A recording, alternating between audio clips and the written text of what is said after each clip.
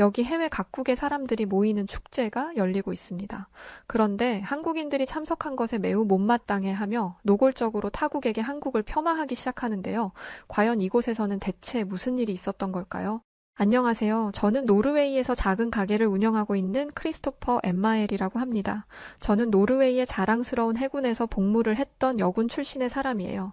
이미 군대를 제대하고 지금은 평범한 일반인에 불과하지만 군에 대한 대단한 자부심을 가지고 있습니다. 특히 제가 군복무했던 노르웨이의 해군력은 전 세계적으로는 떨어지긴 하지만 적어도 북유럽에서만큼은 강하다고 인식되고 있기에 더욱 그랬죠. 실제로 노르웨이는 자국의 군사력을 증진시키는데 대단한 노력을 기울이고 있습니다. 사이버 테러, 국가적인 해킹 등에 대응하는 사이버군을 세계 최초로 만든 나라가 바로 노르웨이예요. 저는 개인적으로 진정한 군인이 되는 길은 나라와 국민을 지키는 것뿐이라고 생각합니다. 그래서 다른 나라의 평화유지군으로 파견 갈 일이 생겼을 때 항상 발벗고 나서기도 했었죠. 저는 모든 군인이라면 성별을 가리지 않고 당연히 일해야 한다고 생각합니다. 이 정도 충성심을 가진 사람인데 제가 그런 군대를 제대해야겠다고 생각한 계기가 있었습니다. 바로 한국이라는 동아시아 국가 때문이었어요. 지금 제가 하고 있는 작은 가게도 바로 이 한국이라는 나라 때문에 시작하게 되기도 했습니다. 지난날 군복무 시절 평화유지군으로 작전을 수행하고 온 뒤 며칠간의 휴가가 생겼습니다. 그렇게 잘 쉬고 있는데 동료로부터 연락이 왔던 적이 있었어요. 세계군악대 축제가 열리는데 같이 인솔자로서 동행해주지 않겠냐고요. 근데 저는 사실 군악대 같은 것에는 전혀 관심이 없었어요. 그런데 함께 인솔할 사람이 없어서 힘들다는 동료의 부탁에 어쩔 수 없이 세계군악대 축제에 노르웨이 보조 인솔자로 함께 동행하게 되었죠. 그 축제는 제가 생각했던 것보다 훨씬 규모가 컸습니다. 또 아무도 관심이 없을 거라 생각했던 제 예상과 달리 군인뿐만 아니라 민간인들도 축제를 애타게 기다리고 있었어요. 저도 군 생활을 하면서 군악대의 멋진 행진들을 본 적은 있지만 솔직히 2번 보고 싶을 정도로 감명 깊지는 않았습니다. 세계 군악대 축제에는 여러 각국의 나라가 참석했는데 미국과 더불어 캐나다 등의 유럽 국가들과 한국과 일본과 같은 아시아 국가에서도 참가를 하고 있었습니다. 군악대 축제가 시작하기 전 각 나라를 대표하는 국악대 단장들을 만나볼 수 있었는데요. 미국, 캐나다, 영국, 프랑스, 한국, 일본, 그리고 저희 노르웨이까지 여러 나라들의 인솔자들이 한자리에 있었죠. 그때 일본인 군악대 단장이 저희를 향해 인사를 건네러 왔습니다. 저희는 그 일본인 군악대 단장과 반갑게 인사를 마치자 한국 군악대 단장도 저희에게 인사를 건네러 왔어요. 저희와 인사를 나눈 한국인 단장은 옆에 있던 일본인 단장에게도 악수를 건넸습니다. 그런데 일본인 단장의 행동은 정말 충격적이었어요. 한국인 단장이 내민 손을 봤으면서도 무시한 채 고개를 휙 돌려 저희에게 말을 걸더라고요. 노르웨이 군악대원의 모습이 늠름해 보인다며 너스레를 잔뜩 떨면서 말이죠. 한국인 단장은 민망한지 자리를 피해 다른 국가들의 단장들과 인사를 나누었습니다. 그걸 보는데 저희도 민망할 정도더군요. 그런데 그때 그 일본인 단장은 저희에게 은근슬쩍 이런 말을 하더라고요. 아시아 국가는 저희 일본과 한국뿐인 것 같은데 굳이 한국은 부르지 않아도 될 뻔했다는 이상한 소리를 했습니다. 저희는 그 말에 왜 그렇게 생각하는 건지 물어봤더니 일본인 단장은 저희에게 더욱 가까이 다가와서는 혹시라도 들릴까 속삭이며 말했습니다. 사실 한국은 우리 동맹국들이 지켜주고 있는 나라라면서 동맹국인 미국이나 유럽연합 EU 등등과 그리고 우리 일본까지. 그런데 그렇게 타국으로부터 보호받는 나라가 군사력을 증진시키는데 힘써야지. 이런 군악대 축제에 나오는 것 자체가 벌써 잘못된 사고방식을 가진 거라며 우리 일본 군악대의 용맹함과 기지만으로도 축제가 폭발적일 거라더니 굳이 한국은 안 와도 될 뻔했다며 호기롭게 말했습니다. 하지만 일본인 단장이 말했던 것처럼 저는 한국이란 나라가 국방력이 낮다고 생각하지 않았어요. 실제로도 한국의 국방력은 늘 일본보다 높은 순위에 있을 정도로 세계로부터 인정받는 나라였으니까요. 이 말을 들은 일본인 단장은 저에게 뭘 모른다면서 한국은 군복무 의무제라는 게 있다면서 한국의 젊은 남자들은 20세 정도가 되면 의무적으로 군대에 가야 하고 그걸 지키지 않으면 안 된다고 했는데 만약 우리 일본이 한국처럼 군복무 의무제를 가지고 있는 나라였다면 한국의 국방력은 우리 일본의 국방력에 발에도 미치지 못했을 거라고 이야기하더군요. 그때 마침 군악대 축제가 시작한다는 공포탄이 발사되었고 저희들은 각 나라의 단장들과 가벼운 목례를 하고 이동했습니다. 그렇게 공연이 시작되었고 저는 별 감흥 없이 군악대의 공연을 지켜보았습니다. 아까 한번 언급해드렸듯이 전 사실 군악대 이런 것에는 전혀 관심이 없었거든요. 실제로 당시에 미국과 캐나다, 유럽 국가들 위주로 공연이 꾸려졌는데 다 거기서 거기였어요. 물론 웅장한 군대의 행진곡을 들으면 가슴이 뜨거워지기는 합니다. 그런데 이 비슷한 음악들을 몇 번이고 반복해서 들으면 감동은커녕 피로감만 늘어나요. 특별한 무언가가 있는 것도 아니었습니다. 특별한 거라고 해봤자 음악을 좀 더 빠르게 연주하거나 전통 의상을 입고 나와서 율동 같은 것을 하는 정도였죠. 저는 전통 의상에도 감흥이 없었어요. 아시다시피 유럽 국가는 지리적으로 가까이 붙어 있기 때문에 오래전부터 활발하게 교류를 해왔습니다. 그래서 다른 나라의 영향을 받기가 쉬웠고, 그래서 유럽 국가의 전통 의복은 다 거기서 거기이고 비슷하게 만들어졌죠. 하품이 쩍쩍 나오는 상황에서 주변을 둘러봤는데 저 같은 사람이 한두 명이 아니었습니다. 한쪽에서는 꾸벅꾸벅 조는 사람들도 있었죠. 이런 공연의 티켓을 돈 주고 판다니 양심이 없어도 너무 없다는 생각이 들었습니다. 만약 제가 돈을 내고 이 공연을 보러 왔다면 당장 주최 측에게 달려가 환불을 요구했을 정도였죠. 그렇게 공연이 중후반부를 향해 가고 있을 때 제 주변의 분위기가 부산스러워졌습니다. 웅성웅성하며 나누는 대화는 이제 곧 일본군의 공연이 시작된다는 것이었어요. 아까 일본인 단장이 자신들의 국가만 왔어도 지금 이 행사장을 열광시킬 정도로 대단할 거라고 호언장담했었기 때문에 그나마 좀 기대가 되더군요. 원래 유럽 사람들은 동양에 대한 호기심을 많이 가지고 있어요. 게다가 평범한 사람들은 쉽게 접하지 못하는 아시아 나라의 군악대라니 사실 이것만 가지고도 축제장을 찾은 사람들의 관심을 끌기 충분했습니다.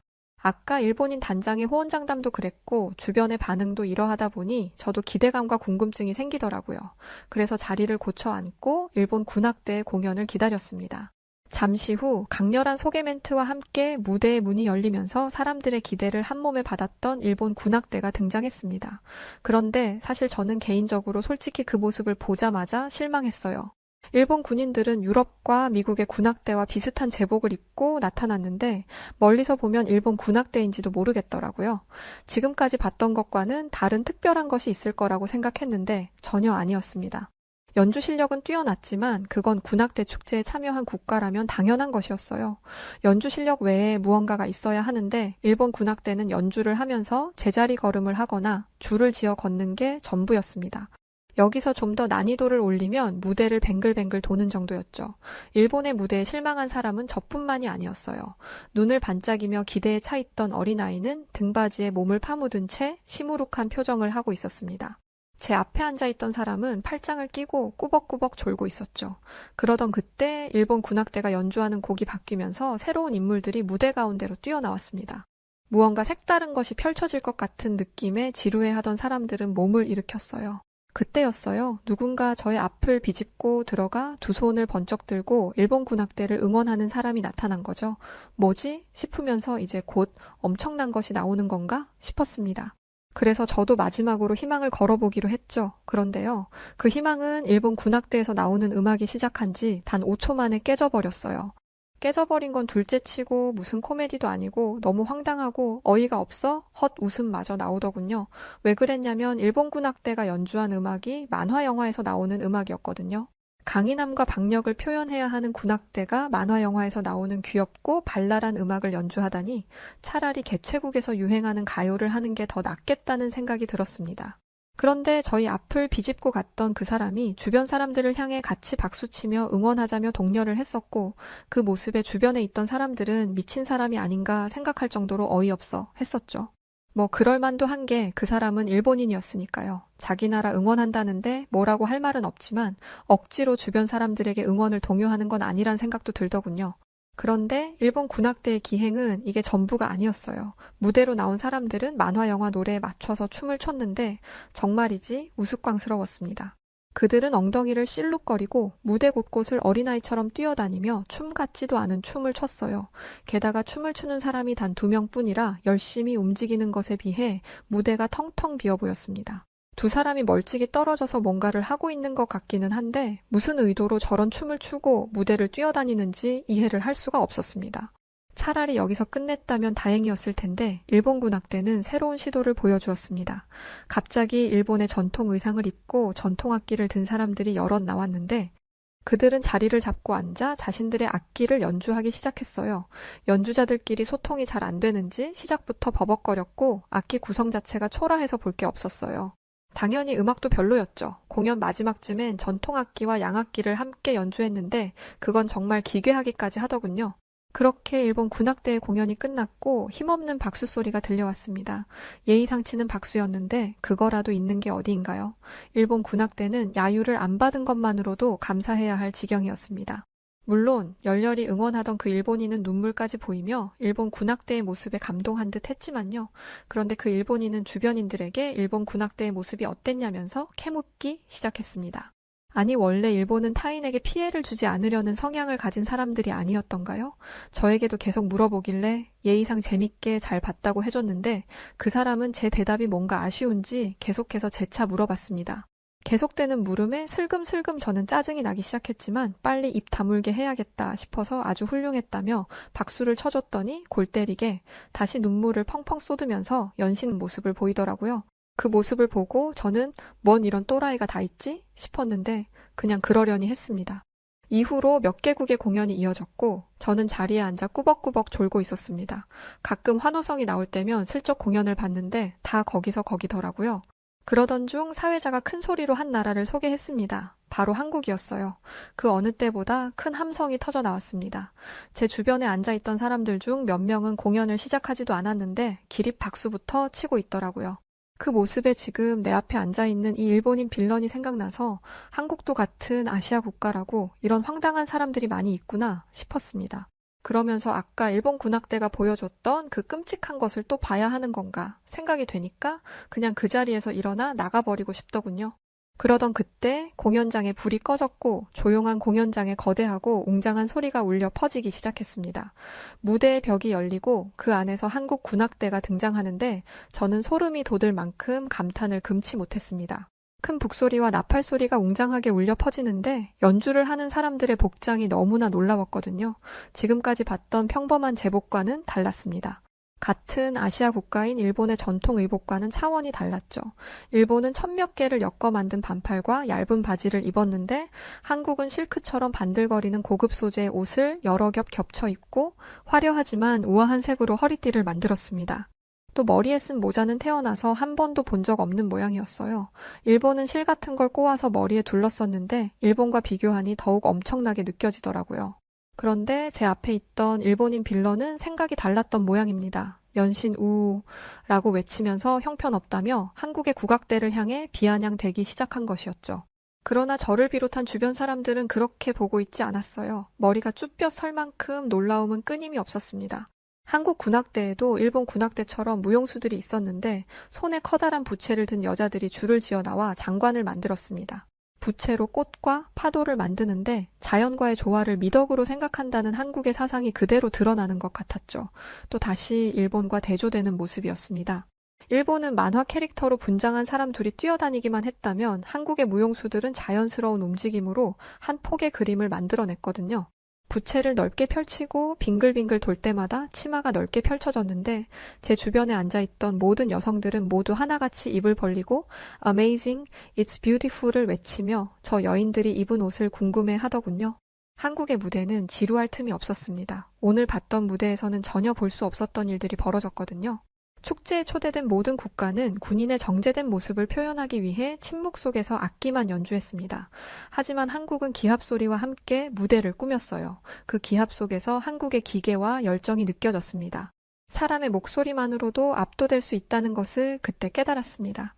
기합 소리가 날 때마다 몸의 전율이 흘렀죠. 또 한국의 악기는 강력한 힘이 있었습니다. 같은 아시아인 일본도 한국과 비슷한 북을 썼는데 한국의 북은 소리부터 달랐어요. 북소리가 쿵쿵 울려 퍼질 때마다 제 심장도 크게 뛰었습니다. 빠른 속도로 연주가 될 때는 모두가 함성을 질렀고 심장이 터질 것 같았습니다. 웅장하다는 말 외에는 표현이 안 되는 무대였어요. 모든 공연을 마치고 주변 사람들이 한국 군악대에 열광하자 제 앞에서 일본 군악대를 응원하던 일본인 빌런은 쥐도 새도 모르게 사라지고 없더군요. 저는 다 재미없었는데 오직 한국만 정말 대단했다고 말했죠. 이렇게 멋진 걸 보여줄 거라곤 정말 상상도 못했기 때문에 한국군에 대한 생각도 다르게 하게 되더군요. 저는 동료에게 오늘 보았던 한국의 무대에 대해 감탄을 늘어놓았습니다. 그러자 동료는 군악대에는 관심도 없다더니 재밌게 본 모양이라면서 저를 놀리더군요. 공연을 마치고 각 나라의 군악대원들을 격려하며 인사를 나눴습니다. 당연히 한국 군악대 쪽으로 걸음을 옮기고 있는데 아까 만났던 일본 군악단장의 앞을 가로막더니 악수를 청하더군요. 그러면서 우리 일본 군악대의 무대를 어떻게 봤냐면서 꼬치꼬치 캐물었습니다. 아까 그 일본인 빌런이 여기도 있었네 라는 생각이 들더군요. 저는 그 물음에 그냥 대답하지 않고 자리를 피하려고 했습니다. 그런데 자꾸 따라오면서 재차 묻더군요. 한국의 형편없던 무대와 비교해서 우리 일본이 정말 대단하지 않았냐며 말이죠. 하는 수 없이 인사치레로 좋았다고 말했더니 일본 군악대원들에게도 얼굴 비춰달라며 저를 이끌고 가더라고요.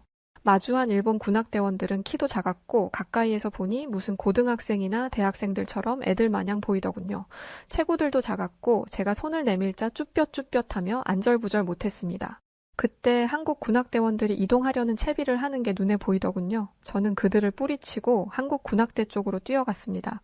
가까이 다가서자 그들은 방금 만났던 일본 군악대원들과는 다르게 저와 같거나 오히려 크더군요. 뭔가 눈빛부터가 달랐습니다. 오히려 악수를 청하는 제가 쭈뼛거리게 될 정도로 말이죠.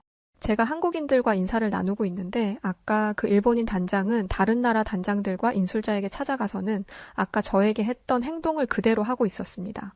저는 한국인 단장에게 다가가 이야기했습니다. 저희는 한국의 무대는 이번 축제에서 본 그 어느 나라보다도 독창적이었고 뛰어났다고 말했습니다. 만약 이번 축제에서 한 가지 공연만 더 볼 수 있다면 당연히 한국의 공연을 선택할 것이라고도 했죠. 한국인 단장과 이야기를 그렇게 나누고 있었는데 미국인 단장이 저희 쪽으로 왔습니다. 미국인 단장은 역시 기대를 저버리지 않을 만큼 멋진 모습에 혀를 내둘렀다며 미국이 한국에게 패배했다고 깔끔하게 인정하고는 한국 군악대원들을 향해 엄지를 치켜 올렸죠. 그때 두 걸음 뒤에서 일본인 단장이 은근슬쩍 저희 대화에 끼어들더군요. 그러더니 한국인 단장에게 잘했다면서 우리 일본이 먼저 멋진 모습을 선보이며 행사를 지켜보던 사람들의 마음속에 불을 잘 지펴놨었는데 나름 잘했다면서 훈수두는 듯한 뉘앙스로 말했습니다. 그 소리를 들은 미국인 단장은 어이없어 하는 표정을 하면서 일본인 단장에게 쓴소리를 날렸습니다. 지금 무슨 소리를 하고 있는 거냐면서 만약 이번 축제에 한국이 참가하지 않았다면 다음 축제에선 아마 아시아 국가는 배제되었을 거라고 하면서 오히려 한국에게 일본은 감사해야 한다고 말했죠. 단호한 미국인 단장의 말에 일본인 단장은 얼굴을 붉히더니 인사조차 하지 않고 몸을 휙 돌려 떠났습니다. 나라의 대표로서 참여한 사람이 저렇게 감정적인 태도를 보이다니 선진국이라는 일본에 크게 실망했습니다. 저는 한국인 단장에게 유감을 표했죠. 그랬더니 한국인 단장은 괜찮다면서 이런 일이 처음 있는 일은 아니라며 아무렇지 않아 했습니다. 알고 보니 한국 군악대를 향한 일본 군악대의 자격지심은 예전부터 심했다고 합니다. 그래서 아까 일본인 단장에 자신들의 국가가 한국처럼 군복무 의무제를 시행하고 있었다면 한국보다 더 높은 국방력을 가졌을 거라던 이야기에 대해 이야기까지 나누게 되었는데 옆에 있던 미국인 단장이 저희 대화에 끼어들어 저에게 이렇게 이야기하더군요. 일본이 왜 한국 군사력에 대해서 그렇게 평가했는지 모르겠다며 한국의 군사력은 매년 일본보다 높은 곳에 위치해 있고 크리스토퍼 MRC가 군복무 중인 해군력도 한국은 일본보다 순위가 높다면서 한국의 국방력을 한국인도 아닌 미국인 단장이 하고 있었습니다. 그만큼 한국을 인정한다는 뜻이겠죠. 모든 행사를 마치고 식사를 하기 위해서 자리를 옮겼습니다. 모든 군악대원들도 식사를 하고 있었고 저희들도 식사를 위해 다시 단장들이 모였습니다. 하지만 일본인 단장은 보이지 않더군요. 그런데 그때 저는 한국인 단장과 미국인 단장의 손에 들려있는 것을 보고 놀랬었는데요. 양손으로 컵라면을 들고 왔던 거죠. 그러면서 한국인 단장은 저의 식판에 라면과 국물을 덜어주면서 먹어보라며 이런 축제나 행사 마치고 먹는 컵라면은 정말 맛있다면서 권했습니다. 제가 자부심을 가지고 임했던 노르웨이 해군을 전역하게 된 결정적인 이유이기도 했었죠. 네, 맞습니다. 저는 지금 노르웨이에서 한국 라면을 판매하는 작은 가게를 운영하고 있죠. 당연히 장사도 잘 됩니다. 일단 한번 먹어본 노르웨이 사람들은 뜨끈하고 얼큰한 한국의 라면이 자꾸 생각난다며 제 가게에 자주 방문해 주셨거든요. 동료 덕분에 우연히 보게 되었던 세계 군악대 축제에서 평소 잘 모르던 한국이라는 나라를 가까이 알게 되어 행운이었다고 생각합니다. 그날 이후로 군악대 행사가 멀지 않는 곳에서 진행되면 늘 찾아보고 있을 정도고 멀지 않은 시간 한국으로의 방문까지 계획되어 있는 상태입니다. 이미 라면 때문에 한국을 한 차례 방문하긴 했었지만 업무차 방문했던 것이 었어서 많은 걸 체험하지 못했거든요. 업무차 방문했던 한국은 그야말로 대단했고, 그걸 온전히 느끼고 오기 위해서 아예 작정하고 여행으로 떠나는 계획을 세운 것인데, 사실 세계 군악대 축제에 가서 그날 한국인들의 모습을 제가 만약 보지 못했다면 지금 제 삶은 지금과 완전히 다른 삶을 살고 있었을 거예요. 결국 한국을 알게 되면서 제 삶에도 터닝 포인트가 잡혔던 것이 아닐까 생각합니다. 그만큼 한국은 저에게 큰 영향을 준 나라입니다. 그리고 지난 일들을 계기로 아시아 국가라고 다 똑같지 않다는 것을 알았고, 한국은 문화예술에 대한 관심이 높고 이를 발전하기 위해 수백 년 동안 노력해 왔다는 것을 알았습니다. 이번에 한국에 방문하게 되면 한국의 역사에 대해서도 관심 있게 살펴보고 올 생각을 하고 있습니다. 살랑이는 바람이 옷깃을 스치는 스페인 마드리드의 어느 커피 전문점. 여러 명의 스페인 여성들이 한국과 중국을 언급하며 실갱이를 벌이고 있는데요. 대체 왜 이 스페인 여성들은 아시아 국가인 한국과 중국을 언급하며 대립하고 있던 것일까요? 안녕하세요. 저는 스페인 마드리드에 살고 있는 카르멘 로드리게스라고 합니다. 제가 살고 있는 마드리드는 유럽에서 가장 큰 도시 중 하나로 다양한 역사와 문화적 유산을 자랑합니다. 한 가지 특징이 있다면 마드리드는 또한 공원과 정원으로 가득 찬 아름다운 도시입니다. 가장 유명한 공원 중 하나는 레티로 공원으로 호수, 정원, 조각품, 그리고 많은 활동을 즐길 수 있습니다. 이곳은 마드리드 시민들과 관광객들이 휴식을 취하고 자연을 즐기는 장소입니다. 한적하고 자연과 가까운 곳에서 살다 보니까 제 취미는 등산, 트레킹이 되었습니다. 저는 여성들로만 이루어진 등산 동호회에 소속되어 있어요. 좀 특이하죠? 동호회가 만들어진 기간만큼 인원도 많아서 저희 지역에서는 알만한 사람은 다 안답니다. 장점이라면 아무래도 여자들끼리만 있다 보니 오로지 등산에만 집중할 수 있다는 점이 이색 포인트죠. 뿐만 아니라 동호회에서 활동하며 저와 같은 취미를 가진 사람들과 소통하다 보면 에너지도 얻고 무엇보다 혼자 하는 것보다 즐겁고 안전하게 등산을 즐길 수 있습니다. 저는 아직 대학에 다니고 있는데 지금이 아니면 이렇게 열심히 산을 탈 수 없다고 생각하고 있습니다. 그래서 스페인에 있는 산이란 산은 다 가봤던 것 같아요. 스페인 안달루시아 지역에 있는 무라시엘라 산에도 올라봤고 스페인 그라나다 근처에 위치한 시에라드 후에타도 갔는데 이곳은 자연 경관이 좋아서 등산객들에게 인기가 많았던 곳이기도 했죠. 비행기까지 타고 해외에 있는 산에도 여러 번 갔었습니다. 남들이 보면 겨우 산 하나 타려고 비행기까지 타냐고 할 수도 있겠지만 저는 그 정도로 등산에 진심입니다. 심지어 이게 다가 아니라 블루마운틴과 그랜드 캐년 등 누구나 한 번쯤 가보고 싶어 하는 곳도 저는 몇 번이고 방문했었습니다. 저는 단순히 산을 타는 게 아니에요. 폭포나 강, 동물 등 산이 주는 아름다움 자체를 느끼려고 한 것이죠. 그런데 이렇게 등산을 좋아하는 저도 똑같은 산을 계속 가니까 등산이 조금 지루하게 느껴지더라고요. 그래서 이번엔 한 번도 가보지 못했던 곳을 정해서 해외 등산을 떠나기로 계획했습니다. 저는 저희 동호회에서 저와 생각이 같은 사람들을 모집했는데요. 아무래도 해외로 가는 거다 보니 총 11명의 인원으로 그리 많지는 않은 인원이 모였죠.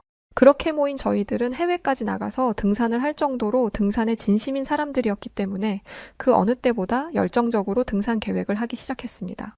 등산을 좋아했던 우리가 유독 가보지 못한 곳들은 바로 아시아 쪽에 있는 나라들이었는데요. 그래서 이번에 한 번도 가본 적 없었던 아시아 국가로 목적지를 정했습니다. 대륙을 결정하는 것에는 이견이 없었죠.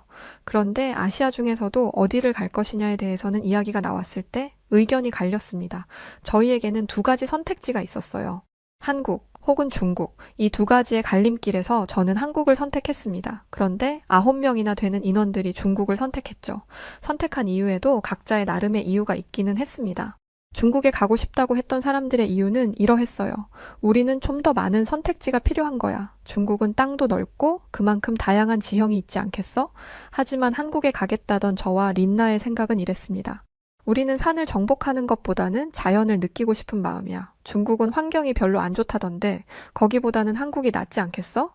중국에 간다는 회원들은 중국의 환경이 안 좋은 만큼 한국의 환경도 좋지 않을 거라고 했습니다. 옆에 붙어 있는 나라이기도 하고 실제로 황사나 미세먼지 같은 문제로 고생을 한다고 하더라고요. 산 좋고 공기 좋고 물 좋은 스페인에 사는 저희에게 이런 문제는 생소하면서도 심각한 문제였죠. 중국으로 가겠다는 회원들은 중국이나 한국이나 공기 안 좋은 건 매한가지인데 어차피 갈 거면 그나마 더 크고 선진국인 중국으로 가는 게 좋겠다고 했고 저와 린나는 중국이 한국보다 선진국이라는 말에 동의할 수 없다며 반박했죠. 우리 스페인 전역에 깊숙하게 들어와 있는 한국의 문화들만 봐도 알 수 있는데 왜 중국이 한국보다 좋을 거라고 생각하는지 이해 못하겠다고 말했습니다. 그러자 한 동료는 대체 무슨 말을 하는 거냐면서 중국은 미국 다음에 있는 두 번째 국가이고 한국은 10등 안에나 겨우 들까 말까 한 조그만 나라인데 중국과 한국을 비교하는 것 자체가 잘못된 생각 같다며 정색했죠. 그러면서 한국으로 가겠다면 가라면서 아마 한국에 갔다가 대번에 땅을 치고 후회할 거라면서 한국을 선택한 저와 린나를 무시하는 듯한 표정으로 몰아세웠습니다. 결국 저희는 그렇게 팀이 두 개로 쪼개지고 말았죠. 저와 린나는 한국으로 떠났고 나머지 9명의 동료들은 중국으로 갔습니다. 공항에서까지도 동료들은 한국을 선택한 저희들이 미련하다며 한숨을 쉬더군요. 그러면서 인터넷 좀 보라면서 중국은 경제력, 군사력, 기술력, 자연 친화력, 모든 게 한국보다 위에 있다면서 왜 아직 선진국 반열에도 오르지 못한 한국을 가겠다고 우기냐며 끝까지 염장을 지르더군요. 물론 저희도 내심 걱정은 됐었습니다. 한국을 직접 가본 적이 없었기 때문에 확실할 수는 없었지만 왠지 한국의 마음이 더 애틋하게 갔고 린나 역시도 마찬가지 기분을 느꼈죠. 동료들이 그러거나 말거나 우리 둘은 설레었습니다. 중국으로 떠나는 9명의 동료들은 비행기를 타기 위해서 저희와 헤어졌고 저와 린나는 한국으로 출발하기 전 인터넷에 한국의 명산을 검색해봤죠. 총 100개의 명산 리스트가 나오더군요. 저희는 그 중에서 우리는 서울과 멀지 않았던 관악산을 먼저 가보기로 선택했습니다. 그런데 사실 별로 힘들 것 같지는 않았습니다. 관악산은 서울 구경하는 김에 잠깐 들르는 휴게소 같은 산이라고 생각했죠. 그런 생각을 한 이유는 도심과 가까운 곳에 있던 산이었기 때문이에요. 수도는 가장 번화한 도시이고 지형적으로 험난하면 사람이 살기 어렵기 때문에 수도에는 산이 없는 경우가 많습니다. 아주 면적이 큰 도시가 아니라면 말이죠.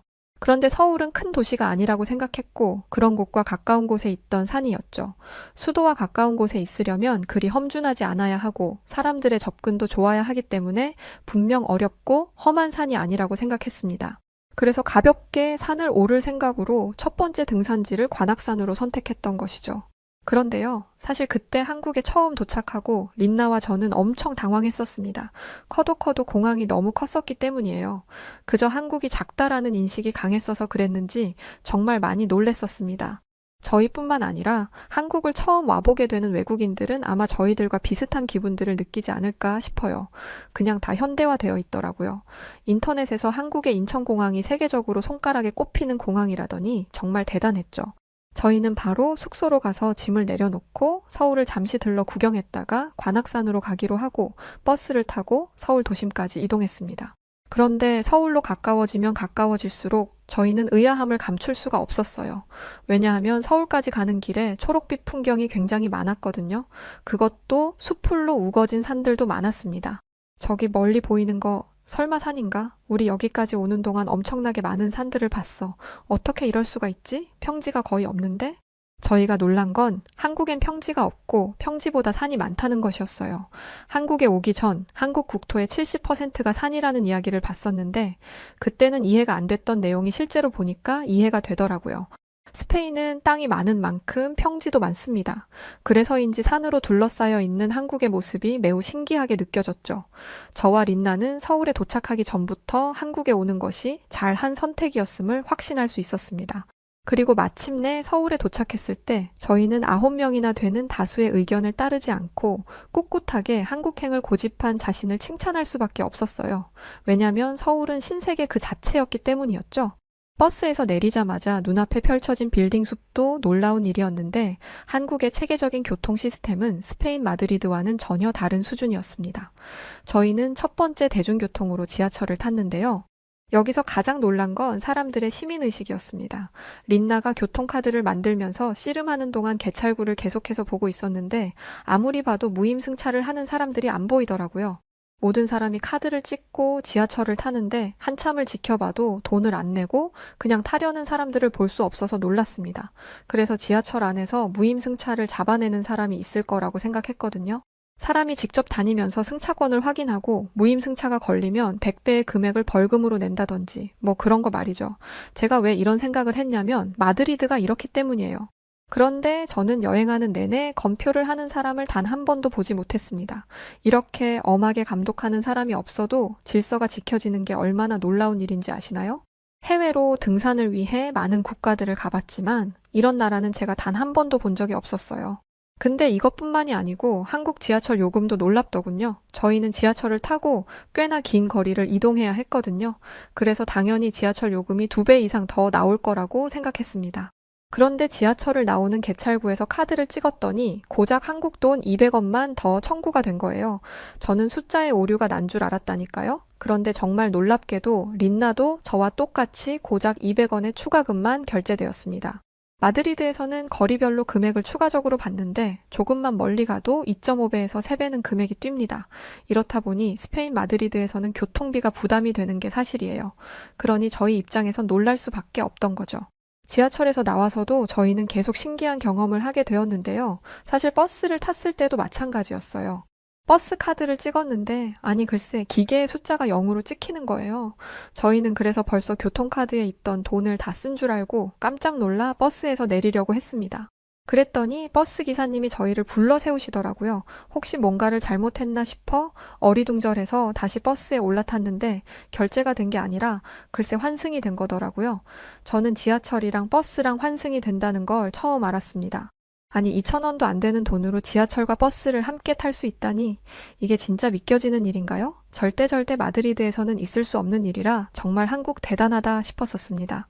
서울에 들렀다가 바로 관악산으로 가려고 가방에 등산 장비까지 준비해서 왔었는데 서울에서 너무 신기한 경험들을 많이 하다 보니까 계속 구경하고 싶어서 결국 산은 내일 가는 걸로 하고 정말 한참 서울에서 놀다 들어갔습니다. 다음 날 저희는 아침 일찍 일어나서 저희가 한국에 왔던 목적인 관악산으로 향했습니다. 관악산 초입에 선 저와 린나는 자신감이 가득했어요. 이 정도 산이야 뭐 금방 후다닥 오를 수 있을 거라고 확신했죠.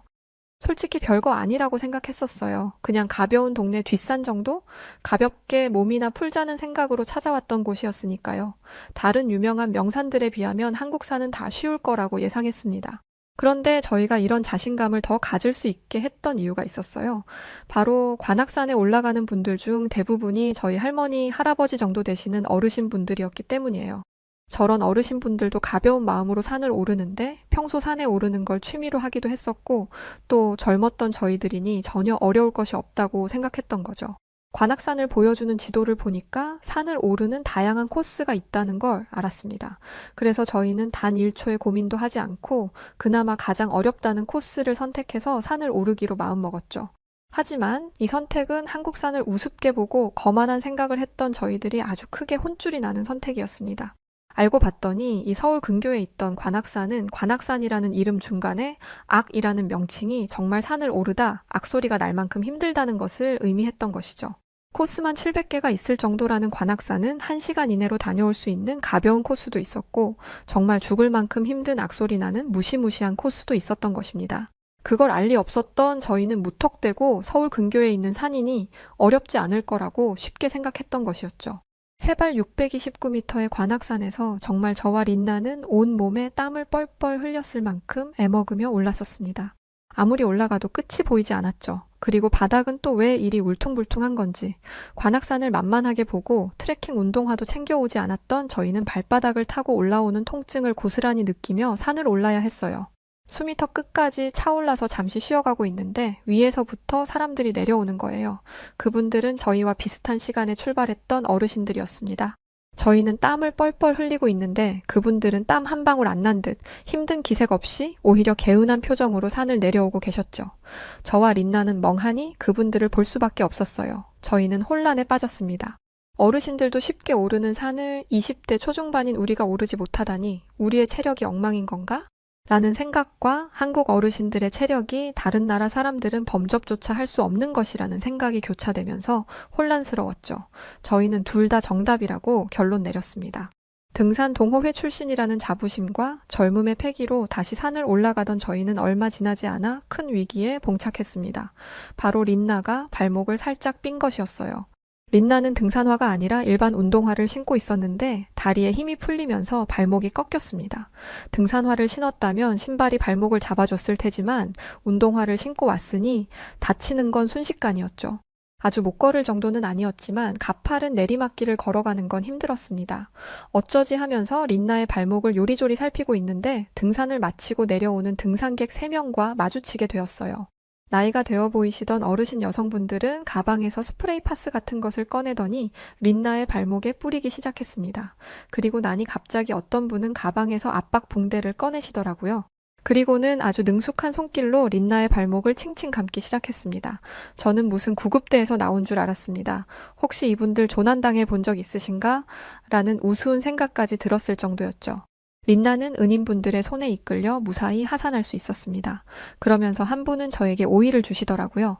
갑자기 웬 오이인가 했는데 저는 등산할 때 오이를 먹는 게 수분 보충에 큰 도움이 된다는 걸 처음 알았습니다. 물만 마셨을 때는 쉽게 해소가 안 됐던 갈증이 금방 해소되는 게 너무 신기했어요. 그동안은 동호회 사람들에게서만 등산 꿀팁을 들었었는데 진짜 고수들이 여기 있더라고요. 저는 말은 통하지 않았지만 그분들이 가지고 있는 등산 관련 제품들에 대해 하나하나 물어봤습니다. 손짓, 발짓, 몸짓 다 섞어가며 소통하는데도 얼마나 즐겁던지. 언어도 다르고 문화도 다르지만 공통된 관심사 하나만으로도 이렇게 가까워질 수 있다는 게 기뻤어요. 너무 행복한 순간이었습니다. 한국에서 이런 경험들을 할 거라고는 정말 상상하지도 못했었거든요. 그리고 그 어르신분들의 손에 이끌려 산 초입에 있는 식당으로 들어갔는데요. 한국은 산에서 내려오면 이 음식을 먹어야 한다며 어르신분들이 데려간 것이었죠. 한국 등산의 고수분들이 데려간 식당이기 때문에 기대하며 음식을 기다리고 있었습니다. 그런데 저희 앞에 나온 음식을 보고 저와 린나는 크게 당황할 수밖에 없었어요. 왜냐면 웬 다 찌그러진 냄비에 허연 고기가 둥둥 떠 있는데 이게 무슨 음식인가 싶더라고요. 돈 받고 파는 음식이 맞는지 의심스러울 정도로 충격적인 비주얼이었죠. 냄비라도 좋은 걸 쓰면 좋으련만 다 찌그러져서는 말이죠. 어디서 버려진 걸 주워와도 그것보다는 깨끗했을 것 같았습니다. 또 가까이서 보니 하얀 고기는 닭이었어요. 저는 닭을 물에 다 넣은 걸 처음 봤습니다. 모습이 상당히 충격적이었죠. 어떤 맛이 날지 감도 안 잡혔어요. 저희의 표정이 썩 안 좋았던 게 티가 났는지 함께 왔던 한 한국인 아주머니가 한국에서는 보양식으로 불리는 음식이라며 낯설겠지만 자신들을 믿어보라고 하시더라고요. 이 얘기를 들으니까 조금 마음이 편해졌죠. 하지만 이게 맛있어 보이는 건 별개의 얘기였습니다. 아주머니는 백숙이라는 음식에 대해 설명해 보려고 하셨지만 저희가 잘 받아들이는 것 같지 않자 아무 말 없이 가스 불을 켜셨습니다. 이내 국물이 보글보글 끓기 시작했고 저는 음식에서 풍기는 맛있는 냄새에 정신을 차릴 수가 없었어요. 가볍게 등산하고 와서 밥을 먹을 요량이었기 때문에 아침부터 제대로 먹은 게 없었거든요. 저는 음식을 먹어도 된다는 사인이 떨어지자마자 국물을 한 입 먹었습니다. 세상에 그런 맛이 있는지 전 처음 알았습니다. 어떻게 이런 맛이 있을 수가 있죠? 태어나 처음 느껴본 맛이었지만 구수한 게 기가 막혔죠. 백숙 국물을 먹고 난 저는 그동안 제가 인생을 헛살았다는 생각을 하기까지 했습니다. 뜨끈한 국물 한 숟가락 먹는데 온몸에 피가 도는 게 느껴지면서 피로가 풀리는 듯 했습니다.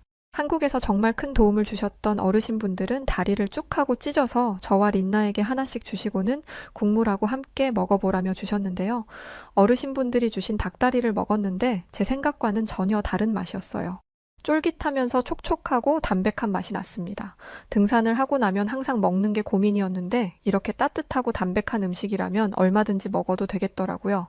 그저 산만 오르면 그만이라던 저희들의 등산 개념을 벗어나 한국은 등산을 오르기 전부터 오르는 과정, 등산을 마치고 내려와서 먹는 것까지 이런 문화적 시스템이 완벽하게 갖추어져 있던 나라였습니다.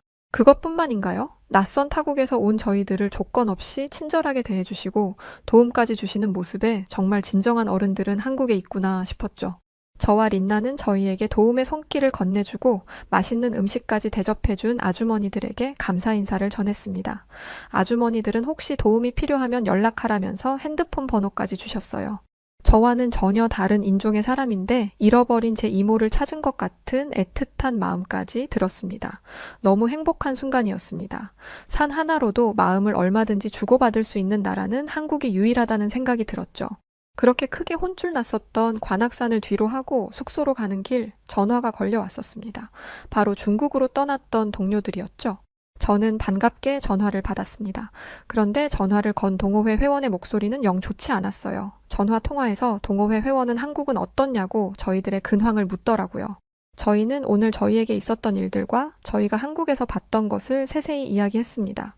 그러자 중국에 간 회원들이 하나같이 입을 모아 지금이라도 한국으로 가면 안 되겠냐고 하더라고요.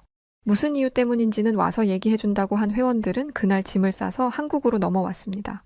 오랜만에 만난 회원들은 저와 린나에게 하소연하며 울분을 토했어요. 아니 선진국 반열에도 못 들어간 한국이라는 나라에 간다면서 그렇게들 무시하더니 이게 대체 무슨 꼴인지 약간 통쾌한 감도 들더군요. 중국으로 갔던 회원들은 저희들에게 이런 이야기를 들려주었습니다. 우리가 대체 산에 간 건지 쓰레기를 보러 간 건지 모르겠어. 중국의 유명 산에 갔더니 쓰레기가 천지였다고 합니다.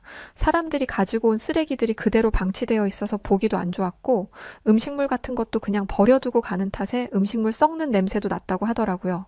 동호회 회원들은 중국은 하늘이 항상 어둡더라. 베이징 공항에 내리자마자 하늘이 뿌옇길래 구름이 낀 건가 했는데 그게 미세먼지더라고. 이런 환경인데 산이라고 공기가 좋겠어? 산 위로 올라가면 올라갈수록 숨이 막히는 기분이었어. 동호회 회원들은 그렇게 중국에서 했던 등산이 인생 최악의 등산이었다고 고백했습니다.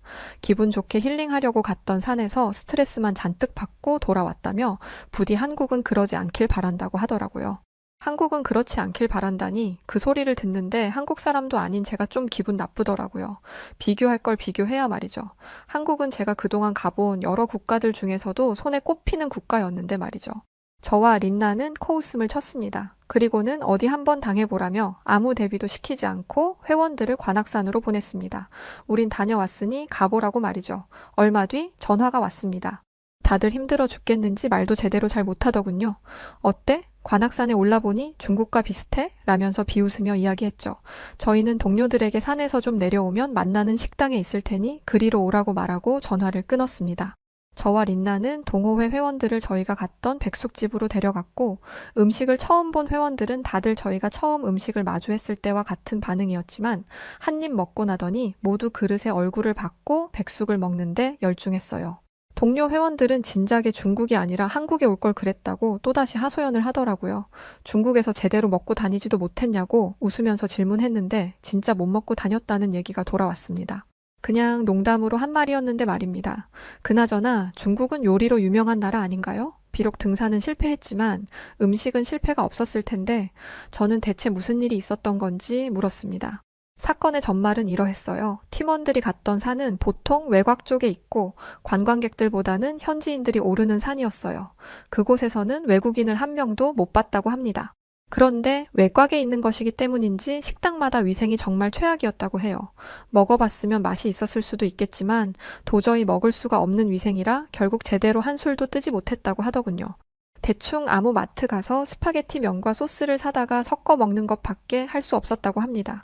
그랬던 사람들이 한국에 와서는 백숙을 먹었으니 저는 솔직히 눈물 안 흘린 게 대단하다고 생각했습니다. 저는 중국에서 버린 시간을 아까워하고 있는 회원들에게 이제라도 왔으니 다행이라며 위로했고 저희들은 관악산에서 한번 호두에게 당했으니 제대로 준비하고 한국의 여러 산들을 다니기 시작했습니다. 하지만 다리를 다쳤던 린나는 저희가 산을 가는 동안 한국에서 병원에 다녀야 했는데요. 제가 정말 놀랬던 건 린나의 회복 속도였죠. 린나가 다 나은 과정도 정말 놀라웠습니다. 살짝 삔 거라고는 하지만 이렇게 회복이 빠를 수가 없는데 린나는 고작 3일 동안 물리치료를 받고 멀쩡하게 걸어 다녔어요. 한국의 의료기술은 정말 상상 이상이더군요. 스페인 마드리드였다면 의사 얼굴도 못 보고 자연 치료했어야 했을 텐데 한국의 의료 체계는 수준 높았던 한국의 교통 시스템 체계만큼이나 상당히 높다는 걸 깨닫게 되었습니다. 린나가 치료받는 동안 동료 회원들과 북한산, 청계산, 도봉산까지 다녀왔었는데요. 린나를 두고 멀리 갈 수가 없어서 서울 근교에만 다녀서 아쉽다는 생각이 들더라고요. 린나가 무리하지 않는 선에서 등반이 가능하다는 진단을 받았을 때 저와 동료들은 한국에서는 가장 높다던 제주도에 있는 한라산을 가보기로 했습니다. 제주도를 가기 위해서는 비행기를 타야 했죠. 그렇게 도착했던 한국의 제주도는 엄청 이색적인 느낌이었습니다. 서울과는 또 다른 매력이 넘쳤던 곳이었죠. 하지만 저희의 목적은 오직 한라산이었기에 제주도에 예약한 호텔에 짐을 풀어놓고 한라산으로 떠났습니다. 한라산에 가보니까 한라산에도 여러 등반 코스가 있더라고요. 여기에서 저희는 이번에도 의견이 나뉘었습니다. 난이도 낮다는 산에 갔다가 얼마나 고생했는지 잊었냐? 한라산은 굉장히 높아서 어려울 거다. 쉬운 코스를 해도 힘들 거 그냥 쉽게 가자. 그리고 지금까지 한국 산들을 정복하면서 우리도 많이 늘었다. 이 정도야 할 수 있을 거다. 사람들이 많이 다니는 곳이라 길도 좋지 않겠냐. 라는 의견이었죠. 그런데 이번에는 다리가 불편한 린나도 있으니 그냥 쉽지도 어렵지도 않는 적당한 코스로 가자는 의견이 우세했습니다. 그래서 저희 모두는 중간 코스로 한라산을 오르기 시작했죠. 하지만 한라산은 높이가 1980m의 높은 산이라 그런지 시작부터 약간 두근대기 시작하더군요. 관음사 코스라는 곳에 접어드니 길이 좀 좁아져서 저희는 한 줄로 산을 오르기 시작했고 얼마 지나자 계단이 있었습니다. 근데 이 계단이 지옥의 계단인 줄 저희는 정말 까맣게 모르고 있었죠. 정말 힘들었습니다. 계단이 어찌나 높던지 겨우겨우 계단을 벗어나니 관문은 계속 이어지더군요. 진짜 엄청 힘들었어요. 하지만 한라산에서 내려다 보이는 풍경은 그야말로 압도적이었습니다. 바라보는 순간 입에서 와 소리가 절로 나올 만큼 아름다웠죠. 그렇게 해발 1700m 정도 도달했을 때 이제 다 끝나가는구나 싶었습니다. 그런데 여기서 계단 지옥이 또 한 번 시작되었죠. 계단이 정상까지 끝도 없이 있더군요. 오르면서도 이런 높은 산에 어떻게 이렇게 계단을 등산객들을 위해 만들었을까 싶을 정도였습니다. 한라산 백록담에 도달했을 때는 정말 세상을 다 가진 기분을 느꼈었는데요. 이런 맛에 저희가 등산을 좋아하는 거겠지만요. 한국에서의 등산은 정말 특별한 시간들이었습니다. 아시아 국가에 대한 경험이 많지 않았던 스페인 사람들이라 어떤 나라일 건지도 모르고 그저 왠지 끌리는 느낌? 그것 하나로 찾아왔던 한국이었는데 한국을 안 왔었다면 제 평생에 후회할 뻔한 정말 값진 여행이었죠. 현대화된 한국의 도시, 제가 가봤던 국가들 중에 가장 훌륭한 체계를 가지고 있었던 교통 시스템과 지하철, 시민들이 편리하도록 만든 도시, 곳곳의 생활 인프라 시스템, 그리고 충격적이었던 의료 기술까지 믿기 힘들 정도죠. 사실 이렇게 많은 시스템들 중에서 하나만 보유하고 있어도 대단한 국가라며 엄지를 들어 올리는데 한국은 이걸 다 갖추고 있었어요. 근데 그뿐인가요? 사람들은 또 어떻고요? 타인의 배려와 따뜻한 친절까지 이보다 완벽한 나라가 있을까요? 저는 없다고 봅니다. 그래서 무조건 저는 다시 한국으로의 여행을 계획하고 지속적으로 찾아올 생각입니다. 한국에서 명산이라고 불리는 100개의 산 중에 고작 4군데밖에 못 갔으니까요. 한국에 와야 하는 이유가 충분하죠? 제 친구 린나 다리를 살펴주고 맛있는 백숙을 대접해줬던 어르신분들 몸 건강하시고요. 뿐만 아니라 한국의 모든 분들 늘 행복하고 값진 날들만 있길 바랍니다. 또 오겠습니다. 고마웠습니다. 안녕히 계세요. 자, 오늘 사연은 여기까지입니다. 그냥 한국에서 태어나 살다 보니까 산을 항상 품고 있던 이런 대한민국의 모습이 해외에서는 신기한 풍경이었다는 걸 오늘 알게 되었네요. 또 우리나라 등산 문화가 이렇게 훌륭했는지도 산을 저는 안 다녀봐서 몰랐는데 알게 되었습니다. 우리 여우튜브 구독자분들께서도 등산을 즐기시는 분들이 많을 거라고 생각되는데요. 늘 안전한 등산 되셨으면 좋겠습니다. 사연 보내주신 카르멘 로드리게스 씨의 에피소드 오늘 어떻게 들으셨나요? 사연이 재밌으셨다면 구독과 좋아요, 알림 설정 부탁드리고요. 그럼 지금까지 사연을 읽어드리는 여우튜브 송은지였습니다. 더 좋은 영상으로 찾아뵐 것을 약속드리면서 이만 인사드릴게요. 끝까지 시청해주신 분들 모두 고맙습니다. 감사합니다.